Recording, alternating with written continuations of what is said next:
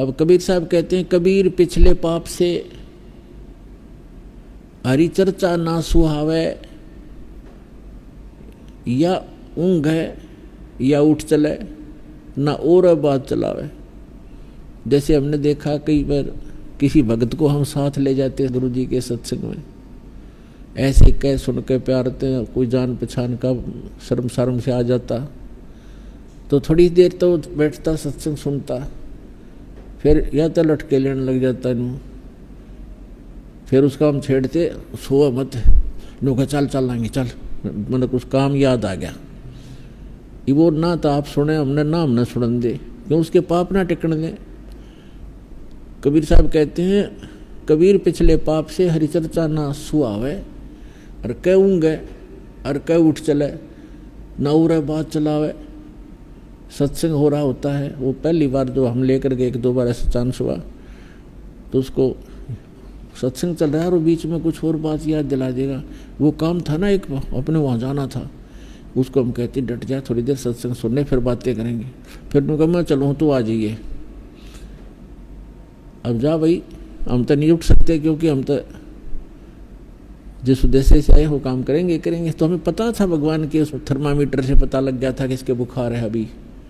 तो कबीर साहब कहते हैं, कबीर पिछले पाप से हरिचर्चा ना सुहावे, और कह ऊँगे कह उठ चले, ना और बात चलावे। और फिर वही प्राणी देखे हमने, 1-2 बार ऐसे आए, फिर क्योंकि तो एक इंजेक्शन लग गया, सत्संग में आ गया, 10-20 मिनट भी बैठ गया प्राणी, तो भी नरम हो गया उसका पाप है। और फिर वही आदमी है 2-2 घंटे न एक टक देखते रहते हैं, आगे और क्या सत्संग होगा, आगे और क्या बताएंगे गुरुजी। कई बार तो ऐसे होता है, अरे थोड़ा ही सत्संग हुआ आज तो भाई, 2-2.5 घंटे को भी ऐसा लगता है जैसे थोड़ा ही सत्संग हुआ। तो पाप आपके कट गए और रुचि भगवान में बढ़ गई। तो जैसे बीमार व्यक्ति पहले 1 रोटी मुश्किल से खा पाता है, औषधि सेवन करने लगता है, और फिर देखे जब बुखार उतर जाता है तो सूखी रोटी होगी न होगी, ले फटाफट, सब्जी की आवश्यकता नहीं, सूखी खा जाएगा। और जब पहले वो सारे स्वस्थ भोजन बना रखा होता है 36 प्रकार की व्यंजन का, वो भी नहीं अच्छा लगता था। तो पुण्यात्मा सत्संग में आने से, ये तत्व ज्ञान सुनने से हमारे युगों युगों के पाप नाश होते हैं।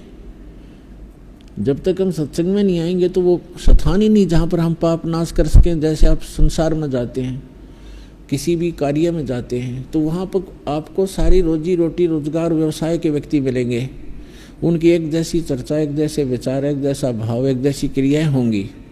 तो वहाँ तो आपके पाप बढ़े ही बढ़ेंगे। अब ठीक है, काम भी करने पड़ेंगे, फील्ड में भी जाना है,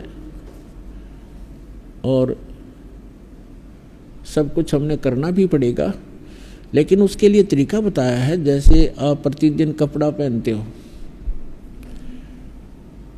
और काम करते हो, कोई मजदूरी करता है, कोई नौकरी करता है, या कोई अन्य व्यवसाय करता है, कोई खेती करता है, तो कपड़ा मैला होता है, तो मैला होगा, स्वाभाविक है वो। तो फिर उसका तरीका है कि उसको साबुन और जल के प्रयोग से स्वच्छ करो, डेली धो लो उसको। तो ठीक इसी प्रकार जब तक हम भक्ति नहीं करते, जब तक हम सत्संग रूपी इस सरोवर में नहीं आते और राम नाम का साबुन हम नहीं लगाते, तब तक तो हमारा ये अंतःकरण रूपी शरीर, ये चोला जो है अंतःकरण, ये मैला मैला हुआ था, पाप ही पाप इकट्ठे होते। अब हम सत्संग भी सुनते हैं, स्मरण भी करते हैं, दान भी करते हैं, तो हमारा जो मैला तो होना ही है, स्वाभाविक है, लेकिन वो साफ भी डेली हो रहा है। इस प्रकार से हम उन करोड़ों पापों से बचे रहेंगे और वो संग्रहित ना होंगे।